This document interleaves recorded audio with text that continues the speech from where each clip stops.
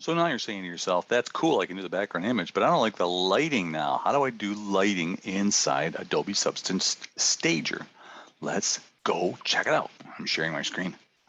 We're in Stager. Here's my ball cap sitting on my coffee table. Looks kind of plausible, but it's dark. I want to pop it a little bit. I want to make sure that my client, my boss, my team can get a good look at that.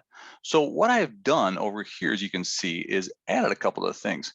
If you come over to your physical lights over here in this thing, you got to pop that open a little bit. You got a bunch of different possibilities. Area light, which is just kind of a diffuse environmental light, ambient light.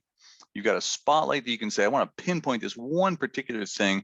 I've got a point light, which is almost like a pot light that will direct a light down.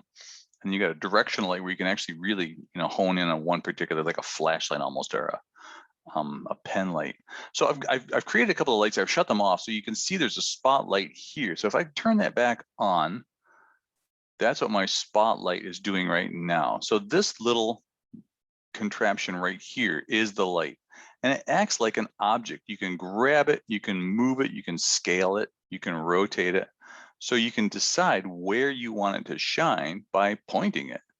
So that's pretty easy to do that. That one I've got, let's see, I want to grab this one. No, it's not going to help either. But you can see what it's doing. You see that light source down below. I've got ray tracing turned on, so it's pretty loud. Let me turn off ray tracing for just a second. And there you can really get a sense of how it's working. There's my spotlight. Where do I want that to shine? Where do I want to be in space relative to the rest of this stuff? And how do I want it to be oriented? So you can play with this stuff until your heart's content. I hope your heart will be content.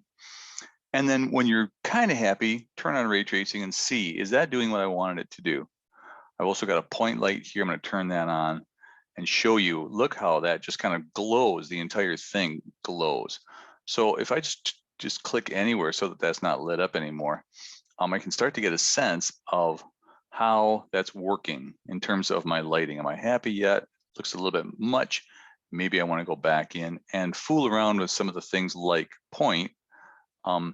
Intensity, its exposure's turned way up. So you got a lot of controls in here. Even the color of the light, you can change that. So there are lots of things to play with in here. I recommend that you try that out and see what you can come up with. Okay, talk to you soon, friends. Stop sharing. Enough already. Bye.